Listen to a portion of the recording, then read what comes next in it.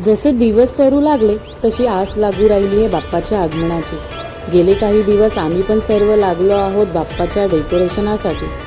बाप्पाच्या आशीर्वादाने डेकोरेशन नक्कीच सुंदर होणार।